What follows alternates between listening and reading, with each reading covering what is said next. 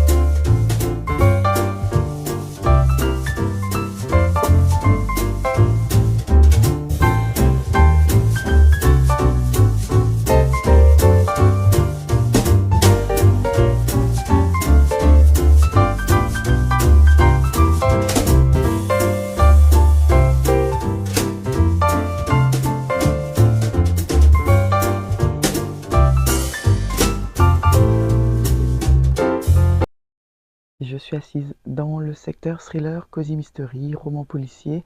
Il y a énormément de choix. Et alors, j'ai presque envie de tout emprunter. Oui, j'ai déjà une palle à la maison démesurée, mais j'aime tellement venir dans les bibliothèques pour l'ambiance, pour l'atmosphère et ce temps suspendu un petit peu au milieu des livres. Je vous montre tout de suite après ce que j'aurais emprunté. Et voilà, je suis sortie de la bibliothèque. Je vous montre un petit peu ce que j'ai choisi pour tous les membres de la famille. Alors, en album jeunesse, eh bien, j'ai choisi Plume et les cadeaux de Noël, publié chez Grunt. Alors, je ne sais pas si vous voyez, avec les reflets sur la couverture, il y a de très très belles illustrations. Je pense que pour les enfants, ce sera vraiment très bien pour de chouettes moments de lecture. Vraiment, j'aime beaucoup ce genre d'illustration. J'ai pris également le Bibliobus. Alors là, on est sur d'autres illustrations.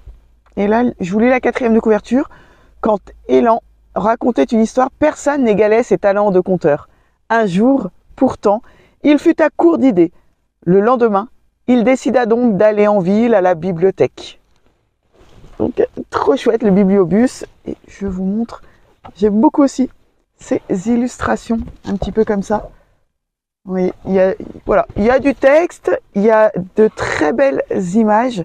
Pour moi, c'est hyper important dans un album jeunesse que les images puissent vraiment faire autant voyager et travailler l'imagination des enfants que le texte. Et là, j'aimais vraiment beaucoup, je trouvais ça super chouette. Donc, c'est pareil, hein. Je vous ferai des retours sur ces lectures. Et puis l'autre, sur lesquels j'ai complètement craqué, ça s'intitule « Les secrets de la nature quand la nuit tombe », publié chez Larousse Jeunesse. Et là, on est à la rencontre. Eh bien, voilà, très chouettes images. Dans le ciel, le soleil est bas, la lune sera bientôt là. Dans les forêts, les parcs et les jardins, des animaux se préparent pour la nuit, tandis que d'autres sortent de leur cachette pour une balade nocturne. Et donc on va à la rencontre des animaux, mais regardez la beauté de ces illustrations. J'étais fan. Donc voilà pour les plus jeunes membres de la famille. J'ai pris donc, comme je le disais, le tome 3 et le tome 4 donc de la vie de Bouddha d'Osamu Tezuka. Et j'ai pris ensuite ce premier tome d'une BD qui s'intitule Le pilote à l'Edelweiss. Le tome 1, c'est Valentine. Donc dans ce premier tome, est-ce que je vous partage tout de suite la 4e de couverture? Je vous partagerai la 4e de couverture quand je l'aurai lu, mais nous sommes en 1917. Et alors, regardez, lorsque la double page de présentation et la 4e de couverture. Voilà, nous sommes en 1917, au-dessus de la boue des tranchées où s'étripent désespérément poilus et casque à pointe. Les ailes françaises et allemandes s'affrontent quotidiennement dans des duels sans merci. Je vous en dirai un petit peu plus lorsque je l'aurai lu. Autre roman que j'ai pris, Des pas dans le grenier, alors d'Andrea Mara. Alors pour tout vous dire, celui-ci je l'ai en e-book et je vais bientôt le lire, mais du coup c'était l'occasion de pouvoir alterner e-book et puis papier. Voilà. Donc du coup je vais pouvoir bientôt le découvrir. Je l'avais reçu en service de presse, il est dans ma liseuse, mais voilà, je voulais le découvrir en version papier. Ce sera chose faite. Autre roman que j'ai emprunté, alors là j'ai complètement craqué. C'est un livre de Sylvie Baron, publié chez Calman Levy, qui s'intitule, je ne sais pas si vous le connaissez, Les petits meurtres du Tricot Club, un hôte bien encombrant. Alors je ne connais pas cette saga, je ne sais pas si c'est un tome 1 ou pas. Dans la veine du cercle, alors je ne sais pas si c'est mentionné à quelque part, si c'est un tome 1, mais il me tentait bien, voilà, rien qu'avec le titre, j'avais envie de le découvrir. Je me suis dit que c'était une belle occasion, parce que ça sert aussi à ça, les bibliothèques, à oser découvrir soit de nouveaux auteurs, soit leurs derniers romans, ou des romans plus anciens qu'on trouve plus forcément soit à la vente ou voilà. Je trouve ça hyper sympa. Donc là, on est sur Crime et Plot de laine dans un petit village du Cantal. Donc, à découvrir. Et le dernier roman que j'ai emprunté, alors là, on est dans un... Alors, je vais pas dire dans une BD, mais ou dans un roman graphique. Plus exactement, ça s'intitule Betty et Polo, la grande évasion. Alors là, cela me faisait vraiment, vraiment rire. Je vous lis pour le coup la 4e de couverture. Betty et Polo sont des animaux de ferme. Ils appartiennent à l'échelon le plus bas dans la hiérarchie des animaux.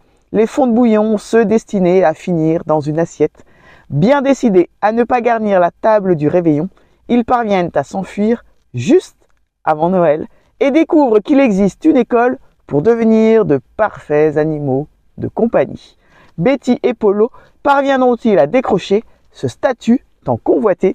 Je trouvais ça super chouette comme proposition. Et alors, je vous montre la 4e, enfin pas la 4e de couverture, mais quelques planches. Alors, je vais pas me spoiler, donc je vais juste vous montrer les premières planches. Voilà, on est pleinement dans le thème. Je trouvais ça hyper original, cette proposition littéraire. Donc voilà, je vous en dis plus, encore une fois, lorsque je l'aurai lu. Je vous laisse ici, je vous reprendrai un petit peu plus tard dans la journée. Je vais essayer de passer chez l'opticien pour récupérer mes nouvelles lunettes. Et ça, je suis trop contente. Et puis, je vous reprends un petit peu plus tard. Ciao!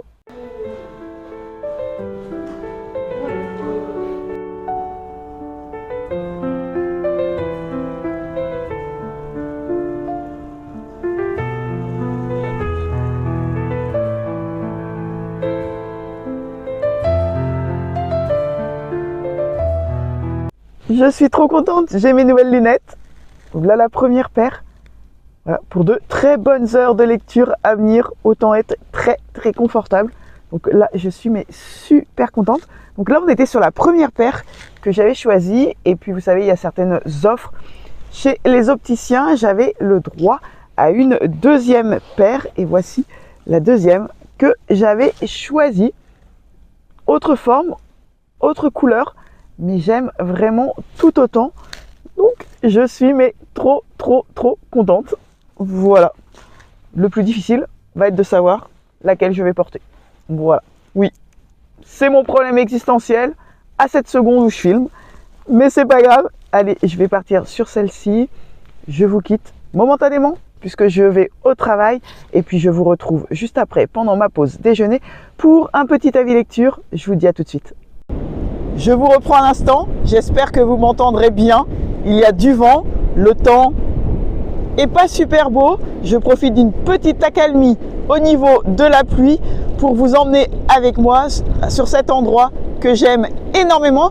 Et avec ce bruit que vous attendez au loin, un bruit qui me fascine. En tout cas, c'est un endroit sur lequel j'aime vraiment beaucoup venir me ressourcer, juste marcher, me poser avec un livre et juste écouter la mer.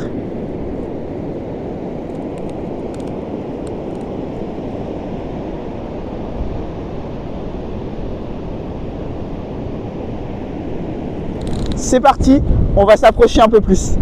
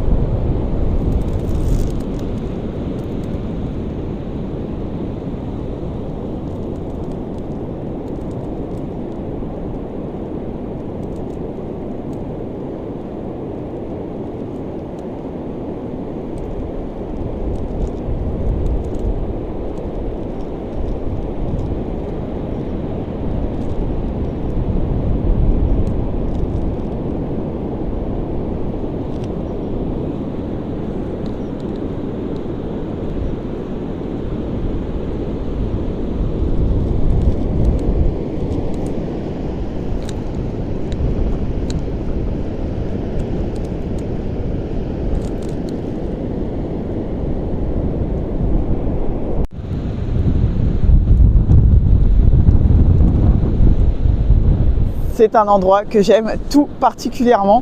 Mais là, il se remet à pleuvoir, alors go, on retourne dans la voiture pour un petit avis lecture.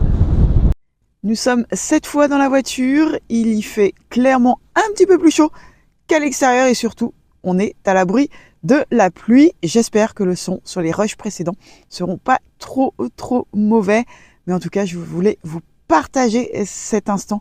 J'aime énormément, donc vous l'aurez compris, le bruit des vagues. J'aime me retrouver sur une plage juste à marcher, et lorsque l'on se retrouve face à la nature comme c'est le cas avec les vagues que nous avons actuellement, je trouve cela fascinant de voir à quel point nous sommes minuscules. C'est parti pour un avis lecture, et je vous l'avais annoncé dans le vlog précédent, j'avais l'intention de lire plus de mangas. Je me suis pas trop tenue en 2025 sur ce souhait. J'espère en 2026 en lire beaucoup plus. Et justement, eh bien, j'ai commencé cette saga. Il s'intitule Minuscule. C'est le tome 1. Alors, mais regardez la couverture, j'aime tellement.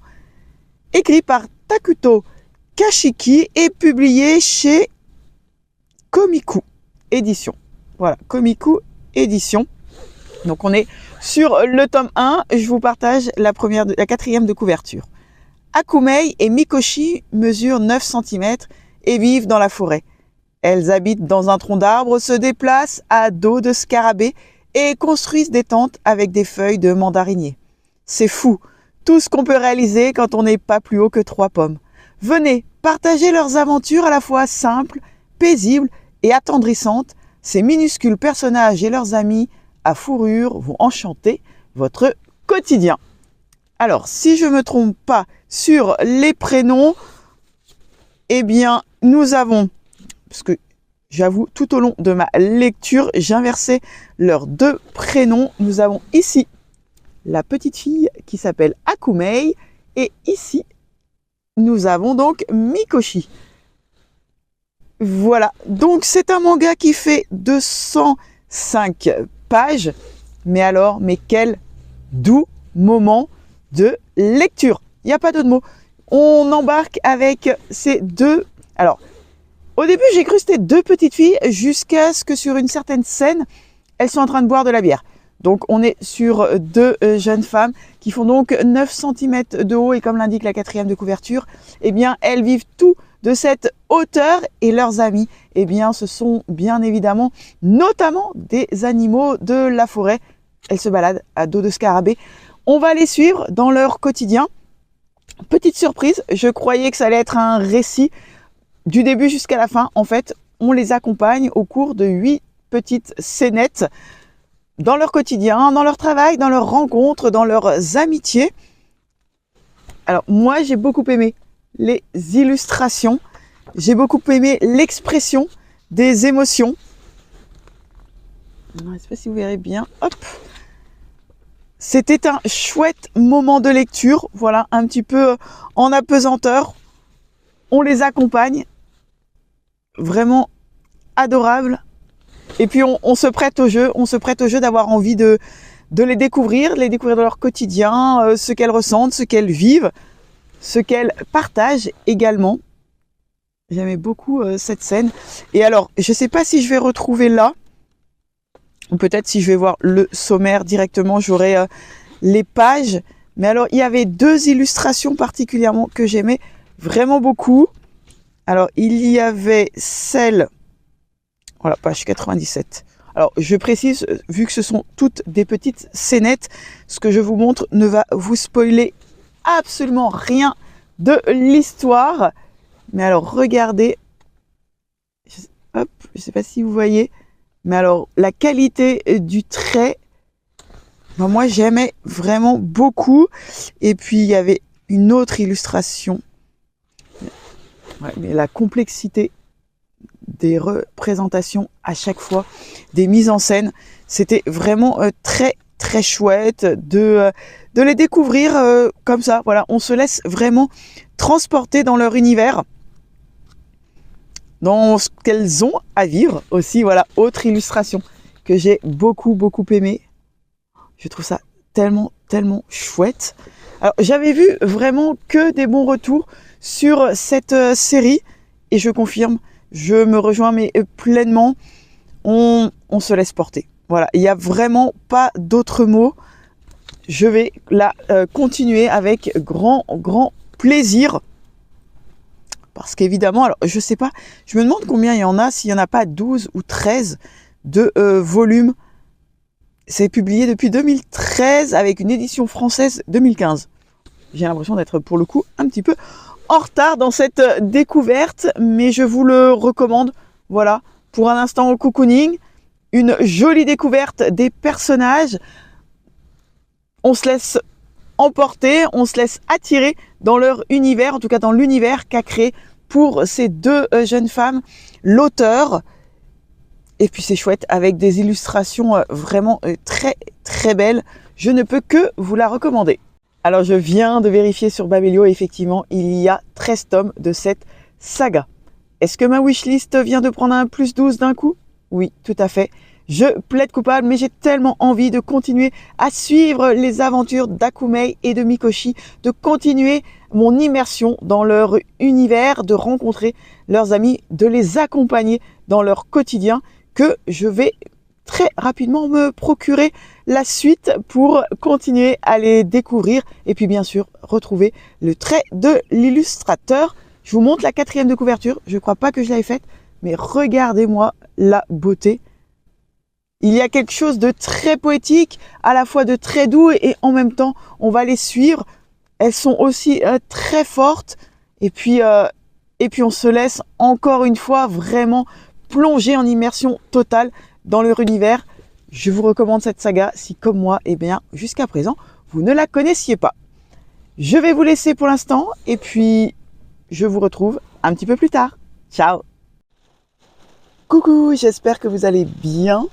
Nous sommes dimanche 7 décembre, il est 9 h et je vous prends très rapidement parce que je me rends à un vide-grenier sous une pluie battante.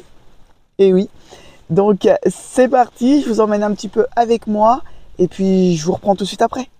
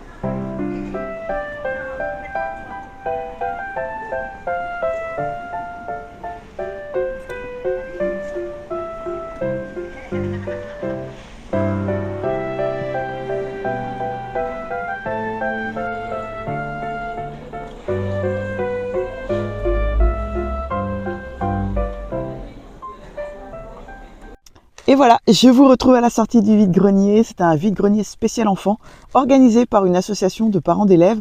Il y avait une vingtaine d'exposants, donc c'était vraiment chouette.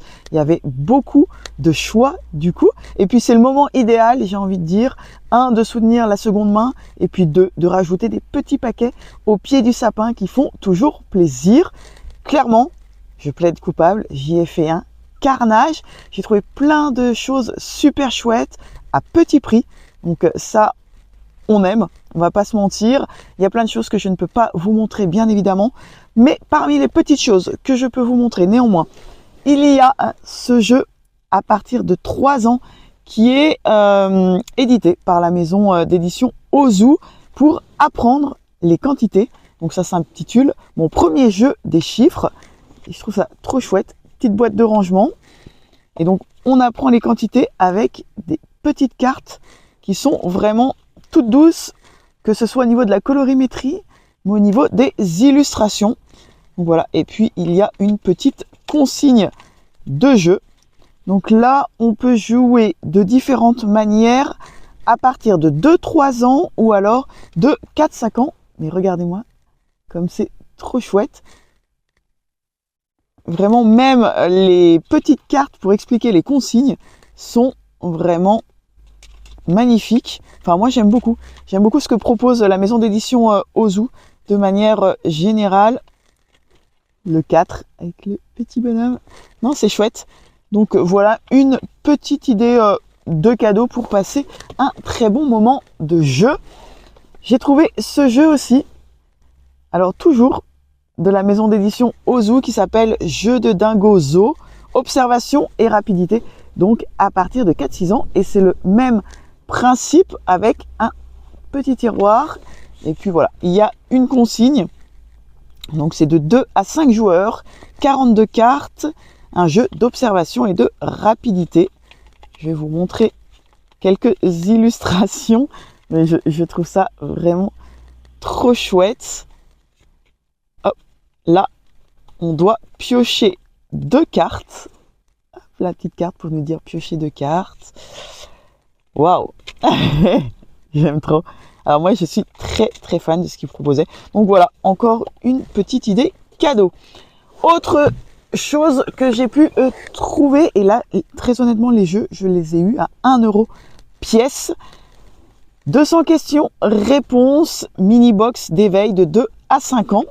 Donc là, le principe, c'est que sur chaque carte, des informations et d'amusantes questions en images pour les plus petits, le plaisir de découvrir le monde. Voilà comment on associe aussi le côté ludique et le côté pédagogique. Donc là, on a par exemple une petite carte. En dessous, c'est marqué « Peux-tu trouver ce qui ne se mange pas au dîner ?» Donc on a une poupée, une pizza, des fruits et des beignets de poulet. Donc voilà, l'enfant doit trouver ce qu'il faut. Enfin voilà, il doit répondre à différentes petites questions. Peux-tu trouver ce qui n'est pas un jouet? Un clown, une corde à sauter, un ballon, un cornet de glace. Voilà. Reconnais-tu le petit de la jument et du cheval? Donc on a encore 4 propositions. Donc un lionceau, un zébro, un poulain, un wapiti. Donc voilà, je trouve que ça fait à la fois le côté ludique, le côté pédagogique. Ça développe également leur vocabulaire et puis ce sont toujours des sources d'apprentissage. Il y a ce coffret, pareil, que j'ai eu à 1 € et là qui est complet. Donc c'est une chasse au trésor des petits chercheurs d'or, une aventure pour 1 à 10 joueurs, publié aux éditions de Coq d'Or. Donc hop, il y a à l'intérieur tout le nécessaire pour aller chercher les pépites d'or, pour aller trouver les pépites d'or. Il y a des... Je vais vous montrer, est-ce que je vais arriver à trouver ça? Il y a les petits chapeaux. Je trouve ça trop chouette. Puisque oui, de 1 à 10 joueurs, donc on a 10 petits chapeaux. Et puis il y a le petit livret et la petite carte. Je vais pas tout vous spoiler, mais on a les petites pépites d'or. Voilà, qu'est-ce que je peux vous montrer d'autre? Il y a des choses qui sont dans le coffre de la voiture. Alors là, c'est pour un cadeau. Mon premier 1000 bornes, pareil, qui est complet. On connaît le principe du 1000 bornes, la version adulte. Et là, c'est la version enfant. Donc, vous voyez, un cadre de jeu plus petit. La petite voiture qui est trop chouette. Et donc là, on est sur une tranche d'âge de 3 à 5 ans, d'un joueur ou plus pour des parties de 10 minutes. On a un dé, on a les cartes, on a le sabot, le pion voiture, le puzzle 6 pièces, 5 jetons aliments et la règle du jeu. Voilà, une petite idée cadeau qu'on peut trouver en vide-grenier. Et je ne sais pas quel est son prix en neuf, mais voilà. Vous savez, vous comme moi, que le prix des jeux de société explose un petit peu. Donc c'est vrai que quand on trouve en seconde main, en vide-grenier, recyclerie, braderie du secours populaire, du secours catholique, etc., les prix vraiment sont défiant toute concurrence. Là, le jeu, la dame me l'a fait à 3 €. Donc voilà. Autre chose que j'ai eu à 2 €, à 3 €, pardon, excusez-moi, c'est ce très joli coffret. Oui, il y a même le prix encore de marqué dessus. Donc 3 €, mon coffret Montessori des dinosaures, un squelette de bois assemblé, une grande frise 60 cartes classifiées et un livret et 20 grandes fiches. Donc voilà. Pour apprendre les dinosaures, pour les découvrir un petit peu plus. Et puis voilà. Un petit cadeau supplémentaire au pied du sapin qui fera très très plaisir. Parce que les dinosaures sont un incontournable des enfants. Dans la liste des livres enfants que je peux vous montrer, et en fait celui-là je vous le montre, alors, ça va être un cadeau, mais celui-ci est magnifique. C'est mon Atlas du monde publié chez Lire Demain, qui appartient au groupe Ozu également. D'ailleurs on voit un petit peu au niveau des illustrations, effectivement on reste dans la DA de la maison d'édition. Et pourquoi je le trouve vraiment magnifique, je vais vous montrer pourquoi. Hop, on a, en fait il y a plein de rabats. Alors je ne sais pas si vous verrez bien, hop, on peut soulever et on en apprend énormément de cette manière avec tous les petits rabats. Donc je vous montre la carte du monde. Vous voyez, quand on soulève, eh bien il y a plein d'informations hyper intéressantes. Hop, voilà, quand je soulève ce rabat par exemple, j'apprends que dans la vallée de la mort en Californie, États-Unis, on a enregistré la température la plus élevée jamais observée à la surface du globe, 56 degrés, 7, et c'était en juillet 1913. Ici, on en apprend, là, je vais vous montrer, hop, sous ce petit rabat ici. Donc, je vais apprendre qu'en été, les vents de l'océan Indien apportent de l'air chaud et humide en Asie du Sud-Est. C'est la mousson. Il pleut très fort, c'est bon pour les cultures, mais les inondations sont terribles. Voilà, là, sur ces pages-là, donc, et tout au long, eh bien, nous avons à chaque fois la carte du monde qui est reprise. Donc là, on a au niveau des animaux, hop, je vous montre, vous voyez, c'est toujours le même principe. On a un atlas du monde et puis on a une double page avec des rabats qui comprend chaque continent, et puis on en apprend sur les animaux, là sur les fleurs du monde, sur les coutumes du monde. Donc voilà, sur les petites coutumes du monde. On a également une double page sur les monuments du monde, évidemment, avec la Tour Eiffel. On a sur les merveilles naturelles, donc ça, trop chouette. Et on a une double page sur un monde en danger, et notamment, on va y parler eh bien, des animaux en voie de disparition, de la pollution. Voilà. Donc en fait, ce livre, la dame me l'a fait à 1 €. Il y a plus de 100 rabats à soulever et il est vraiment trop chouette. Une idée cadeau, voilà, un moment de lecture partagé, un moment ludique, et puis encore une fois, source d'apprentissage. Il est très beau. Il est un petit peu plus grand qu'un format BD, mais voilà, petite idée cadeau supplémentaire pour voilà, se cultiver, pour tout simplement lire et partager la lecture. Les images sont très belles à l'intérieur, très douces, la colorimétrie est vraiment très sympa. Voilà, donc ça s'appelle Mon Atlas du Monde, publié chez Lire Demain, qui appartient au groupe d'édition de la maison Ozu. Voilà dans les petites choses que je peux vous montrer à l'heure actuelle. Je ne peux pas vous montrer le reste, peut-être que je le ferai après les fêtes. Mais je vous en dirai un petit peu plus à ce moment-là. Je vais vous laisser pour l'instant et je pense que je vous retrouve un petit peu plus tard dans la journée, mais cette fois pour un avis de lecture. Allez, passez une bonne journée. Ciao, à tout à l'heure.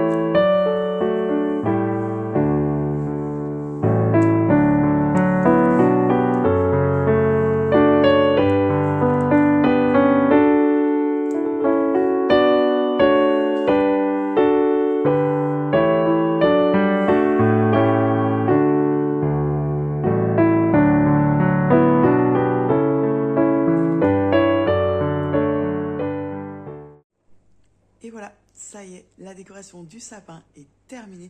J'aime tellement cet instant qu'est la décoration du sapin, justement parce que cela lance les festivités allant vers Noël et puis cela met profondément dans cette ambiance, dans cette atmosphère, dans cette joie de Noël.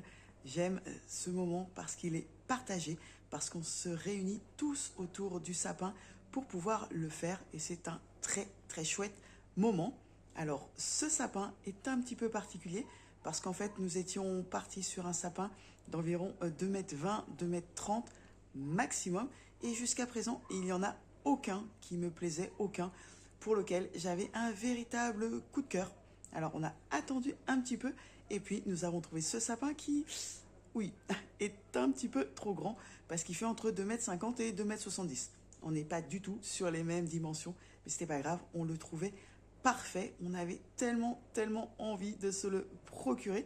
On a pris le temps de l'installer chez nous, trouver le bon endroit, un endroit qui le mette parfaitement en valeur, c'est le cas, et on a pris un grand plaisir à le décorer. Maintenant que les décorations sont terminées, c'est parti pour un petit moment lecture, et ça sera un manga. Je vous montre lequel, qui s'intitule L'Atelier des Fées. C'est le tome 1 d'une duologie écrit par Akane Wakita et publié par Le Renard Doré. Alors c'est parti pour ce petit moment de lecture de fin d'après-midi. Allez, ciao!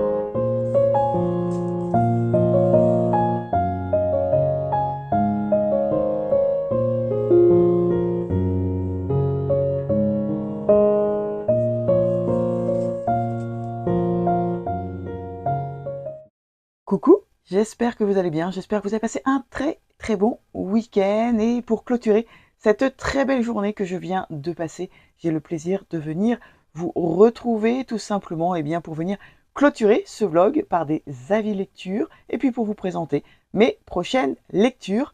C'est parti, premier avis lecture qui va concerner ce roman, le dernier roman publié chez Pocket de Cécile Cabannac qui s'intitule À pleurer tout nous condamne, un roman qui fait 400, que je vous dise pas de bêtises, 477 pages. Dans ce roman, on va rencontrer Alice, qui est une jeune attachée parlementaire en plein burn-out professionnel, puisque le député pour lequel elle travaille est tyrannique, harceleur, désagréable, intransigeant.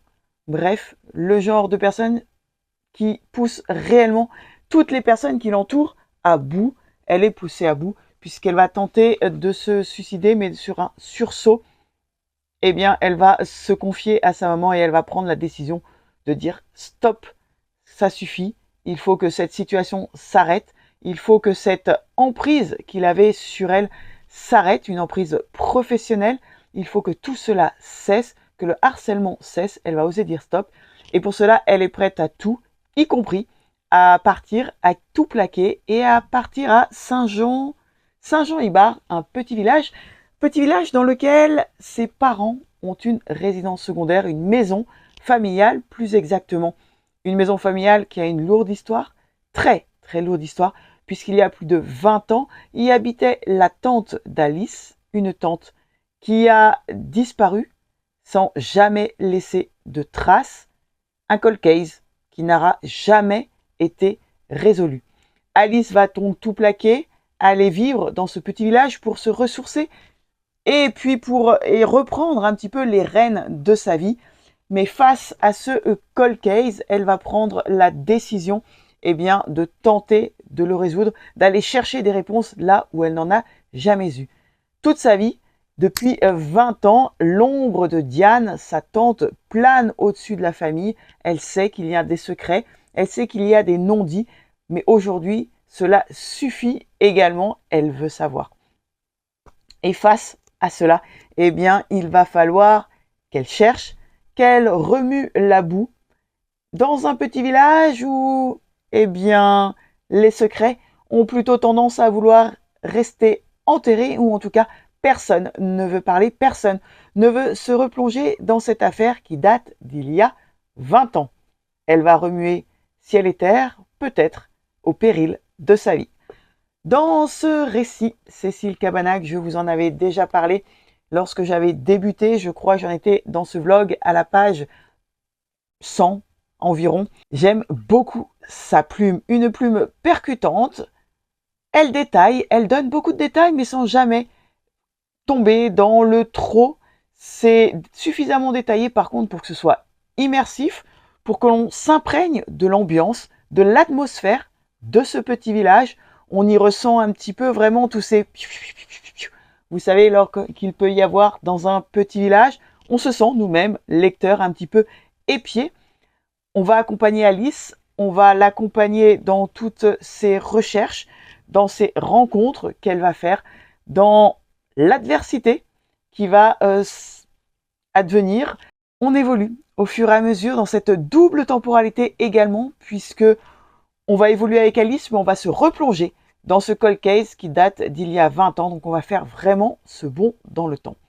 C'est un roman qui est très bien écrit, une intrigue très très intéressante, très bien construite, vraiment jusqu'au bout. Alors on est sur un moitié thriller psychologique, puisque l'autrice travaille très bien tout autour de la psychologie de chaque personnage, qu'il s'agisse des personnages principaux, mais également des personnages secondaires. Tout au long de cette intrigue, on va évoluer donc dans cette double enquête. À la fois, on va être il y a 20 ans et on va savoir découvrir au fur et à mesure des pages ce qui s'est passé les jours qui ont précédé la disparition de Diane, sa tante. Et puis, on va faire aussi ce bond dans le temps, un bond actuel dans lequel on va suivre Alice qui va vouloir résoudre ce cold case. J'ai beaucoup aimé cette lecture. C'est une lecture très bien construite, très immersive, avec du détail sans jamais trop en avoir. J'ai aimé les personnages, j'ai aimé le travail fait autour de leur psychologie. J'ai aimé voir un petit peu tout ce qui groupille tout autour de ce village. J'ai aimé l'atmosphère, l'ambiance que l'on ressent parfaitement dans ce récit. Cependant, ce récit fait 477 pages et j'ai un avis.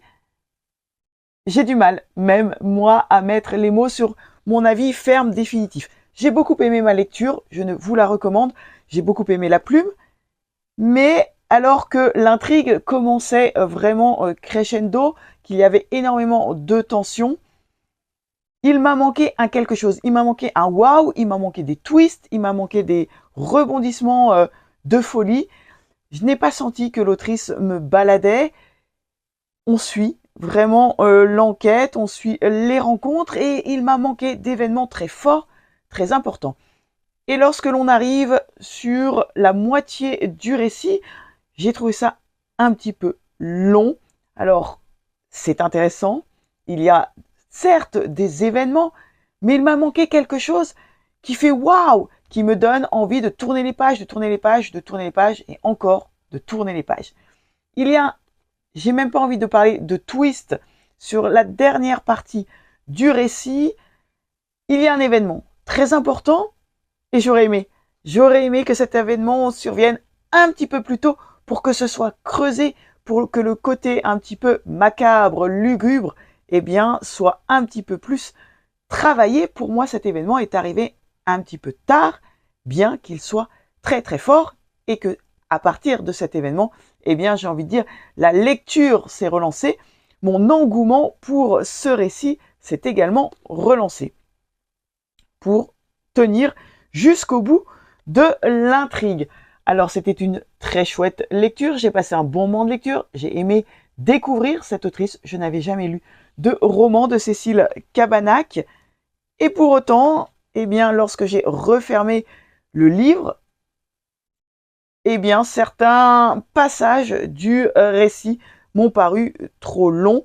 Je pense très sincèrement qu'une cinquantaine de pages en moins, avec une fin un petit peu plus étirée sur la longueur, eh bien, je pense que là, ça aurait pu être vraiment un level au-dessus. Ma note aurait pu être un petit peu plus élevée. Tout simplement, je vois que l'autrice a publié d'autres romans de chez Pocket. Alors, quid des titres? Parce que les titres donnent très très envie de découvrir les quatrièmes de couverture et donc les autres romans de l'autrice. Je vous dis les autres titres de l'autrice: Des poignards dans les sourires, Requiem pour un diamant, La petite ritournelle de l'horreur, Le chaos dans nos veines, et donc À pleurer, tout nous condamne. Je pense très sincèrement que oui, je relirai un autre roman de l'autrice eu égard à sa plume, et puis voilà, pour voir ce qu'elle propose d'autre. J'ai trouvé également que les chapitres étaient un petit peu longs en termes de pages, avec une présentation un petit peu dense quand même. Alors je vais vous montrer, mais vous voyez, c'est très peu aéré. Hop, je vous montre si j'arrive à tourner la page, excusez-moi. Tac. Vous voyez, c'est un petit peu dense et avec des chapitres qui sont un petit peu longs en termes de pages. Eh bien, j'ai trouvé que justement, dès lors que dans l'intrigue, il n'y avait pas de waouh, de rebondissement, d'événements très forts, eh bien, avec qui plus est cette présentation, ça alourdissait un petit peu ma lecture. Néanmoins, j'ai passé un bon moment de lecture. J'ai aimé découvrir tout ce qui se cache à l'intérieur de ce récit avec les petits bémols que je viens de vous mentionner, mais cela ne m'empêchera pas de découvrir un autre roman de l'autrice. Autre petit point lecture, c'est un manga que je viens de terminer. Alors, un manga qui se lit extrêmement rapidement. Il y a peu de texte en réalité dans ce manga. C'est celui que vous avez découvert dans le rush précédent. Ce manga s'intitule L'Atelier des Fées. C'est le tome 1 d'une duologie écrit par Akane Wakita et publié dans la maison d'édition Le Renard Doré, une maison d'édition que j'aime vraiment beaucoup, qui propose toujours des choses très poétiques, très fortes, avec de belles valeurs à l'intérieur. Eh bien, c'est encore le cas dans ce manga qui fait 192 pages seulement, j'ai envie de dire. Donc, premier tome d'une duologie. Je vous partage la quatrième de couverture. Kyoko mène une vie routinière jusqu'au jour où elle rencontre Princesse, une minuscule fée que les humains perçoivent généralement comme une abeille. Charmée par les talents de la couturière, Princesse lui passe une commande inédite: confectionner une robe taillée dans une fleur diplômée. Aucune des deux ne s'en doute encore, mais cette requête marquera le début d'une belle complicité. Une série pleine de douceur où le monde de la couture s'entrelace avec l'univers enchanteur des fées. Alors déjà, je vous montre la couverture. Je pense que dans le rush précédent, vous avez pu voir la douceur et la poésie dans les couleurs, dans les traits des personnages. Je vous montre la petite fée. Vraiment, mais c'est tellement, tellement mignon. Donc, dans ce récit, eh bien, on va rencontrer deux personnages que, normalement, tout oppose. Kyoko, pardon, et cette petite fée qui s'appelle Princesse. On s'embarque pour un très bon moment de lecture qui ne cessera de vous faire sourire. Deux personnages que tout oppose, mais réunis autour de l'amour de la couture. Deux personnages avec aussi des problématiques différentes. Comme je le disais tout à l'heure, c'est une maison d'édition qui propose des mangas, des textes avec de très belles valeurs. Dans ce récit, il y est question, eh bien, d'amitié, de solidarité, mais surtout d'écoute, que l'on a à prendre l'un de l'autre, bien qu'elles soient toutes les deux très différentes, avec des aspirations différentes, et avec des petites choses qui se cachent derrière leur existence actuelle. Mais j'ai passé un excellent moment de lecture. Il se lit, encore une fois, très rapidement. Il n'y a pas énormément de texte, mais il y a énormément de poésie dans les dessins. Regardez. Alors, moi, je la trouve mais tellement belle, Kyoko. Elle est magnifique. La petite fée est très belle aussi.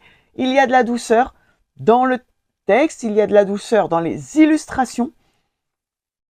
Il y est question certes de couture, mais c'est surtout tout ce qui se cache dans leur rencontre, tout ce qui se cache dans l'écoute qu'elles ont l'une de l'autre, qu'elles vont s'apprendre l'une et l'autre énormément de choses. Il y a de la solidarité, de l'amitié.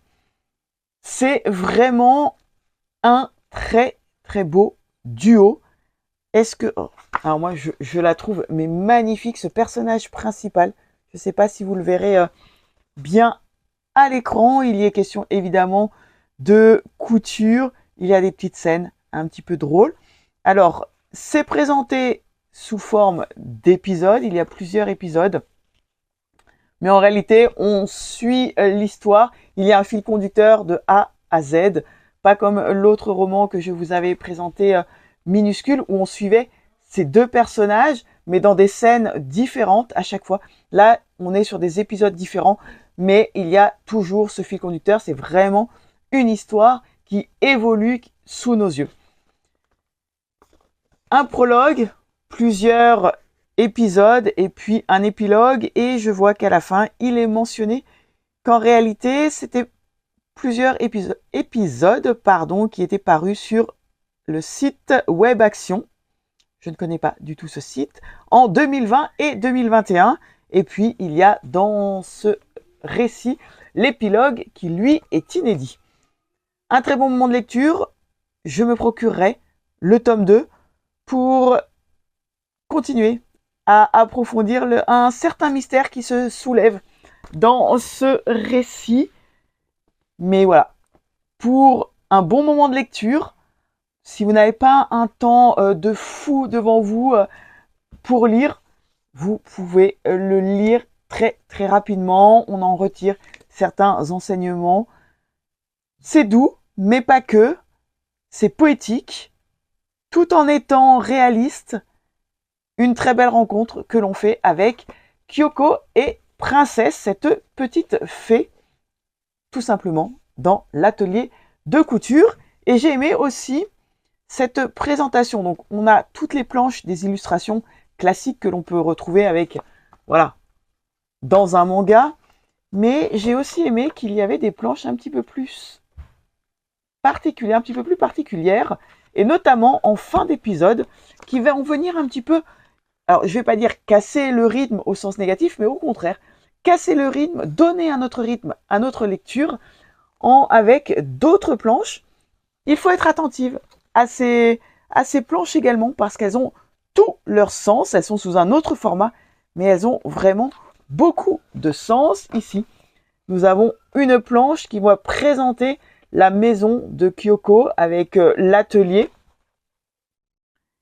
On en a d'autres, voilà, là qui va concerner un autre point. Alors, je vous le montre un petit peu plus loin, sans vous dire ce que ça concerne réellement. Mais et puis alors, que de poésie dans les entames d'épisodes. Je vous montre. Regardez. Là, on est sur l'épisode 8, donc qui s'intitule Princesse. Un dessin à chaque fois magnifique. Mais ça, je pense que je vous ai montré des en-têtes d'épisodes dans le rush précédent. Et à chaque fois, on s'embarque dans ce récit avec, encore une fois, beaucoup de douceur. Il y a beaucoup de complicité. Bref, de très belles choses sont dans ce manga. Je vous le recommande encore et encore. Go, n'hésitez pas. Voilà, s'agissant de mes lectures terminées et de mon avis sur ces romans. Est-ce qu'on va passer aux lectures en cours? Alors, j'en ai qu'une en cours puisque je viens de terminer l'atelier des fées.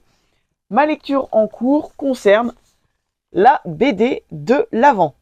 Alors déjà, rendons à César ce qui est à César. Je suis particulièrement fière de moi parce que je ne me suis pas spoilé sur les autres BD.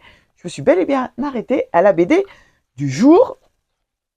La preuve en est, on est le 7 et vous voyez, le 8 n'est pas ouvert. Donc, je suis très fier de moi. J'ai su résister à la tentation. Très honnêtement, je pense que c'est le format qui fait que je résiste à la tentation, dans le sens où, eh bien, chaque jour, on rencontre un nouvel illustrateur, on a une nouvelle histoire qui ne se suit absolument pas avec les histoires précédentes. Que dire? Que dire? Que dire? C'est un petit peu compliqué pour moi parce qu'on a déjà 7 histoires et il n'y en a que 2, celle du 4 décembre et celle du 7 décembre qui m'ont convaincu de l'esprit de Noël et qui m'ont transmis toute cette atmosphère qui tourne autour de Noël, en tout cas, une atmosphère telle que je me l'imagine. 2 histoires sur 7, c'est pas énorme. 2 histoires différentes. Alors l'une, celle du 4, est vraiment très mignonne et celle du 7 est pleine de sens. Ah, j'avais oublié, pardon, celle du 6 également. Alors, celle du 6, je recommence, excusez-moi. Celle du 4 est vraiment très très mignonne. Elle est très chouette à découvrir, très douce, vraiment très très chou. Celle du 6, elle est pleine de sens, un sens parfois un petit peu plus caché. Elle va laisser vraiment notre imagination en découvrir l'étendue et la portée de ce que l'illustrateur et l'auteur ont voulu nous transmettre. Un message très important, donc j'ai beaucoup aimé également. Et puis celle du 7 a un message qui est un petit peu moins caché, un peu plus révélateur dans le texte et dans les illustrations.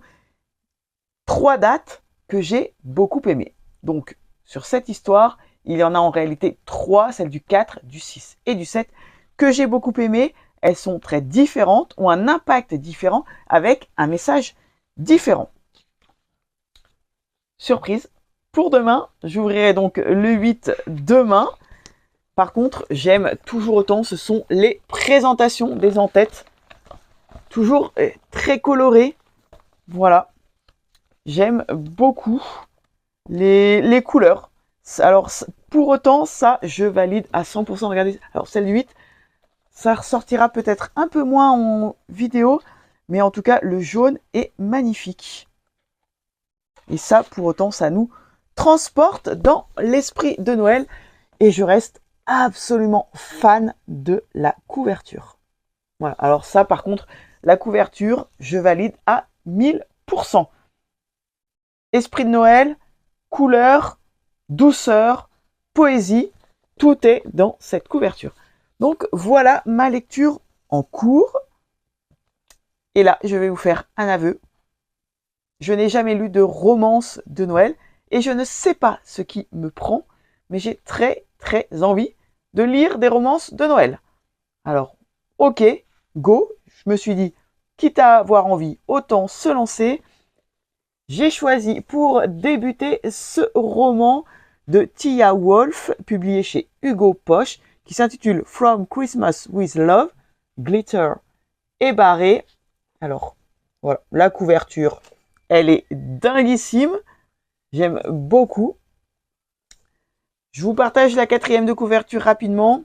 Au lycée, Anna avait craqué pour Paul, mais elle a étouffé ses sentiments naissants pour laisser place à une amitié sincère et solide. 17 ans plus tard, leur relation est ce qui compte le plus pour la jeune femme et elle ne la changerait pour rien au monde. Seulement, à l'approche des fêtes, la simple présence de Paul ne suffira peut-être pas. Face à un lutin armé de paillettes et à un metteur en scène sexiste, Anna se sent dépassée, d'autant plus lorsque des lettres rédigées au lycée ressurgissent. Qu'a-t-elle bien pu écrire à Paul et comment réagira-t-il s'il savait qu'elle ne l'a pas toujours considéré comme un simple ami, et si les mots d'autrefois avaient le pouvoir de changer le présent. Donc on est dans une romance de Noël, Je pense pas trop spicy, puisque, hop, il n'y a qu'une seule flamme de cocher. Alors, je pense que c'est comme cela que ça se traduit. On est dans de la new romance. Je ne connais pas l'autrice. Je vais aussi découvrir sa plume, en même temps que je vais découvrir ce récit qui me tentait vraiment beaucoup. Voilà, ce sera ma première romance de Noël que j'aurai le plaisir de vous partager, bien évidemment. Et ce que j'ai aimé également, c'est le travail autour de la présentation du récit avec ses en-têtes de chapitres. Et je crois que c'est comme ça, tous les chapitres, oui. Il y a à chaque fois, voilà, une en-tête qui est très travaillée. Et ça, j'aime aussi beaucoup. Je trouve que ça augmente le plaisir de la lecture, d'avoir des petits clins d'œil comme ça dans le récit. Voilà, donc ma lecture en cours. Une autre lecture donc que je vais débuter ce soir. Et il y a un autre roman, et cette fois ce sera un thriller psychologique qui n'a rien à voir avec Noël pour le coup. Je vous mettrai sa photo juste ici. C'est le roman qui s'intitule Châtiment silencieux d'Ilona Bulazel. Alors c'est un roman un petit peu particulier que je vais découvrir, que je vais redécouvrir, parce que j'ai eu l'immense joie d'être bêta lectrice sur ce roman. Donc je le connais déjà, mais je vais le redécouvrir sous un autre angle, tout simplement. Je vais redécouvrir son intrigue, je vais redécouvrir ses personnages.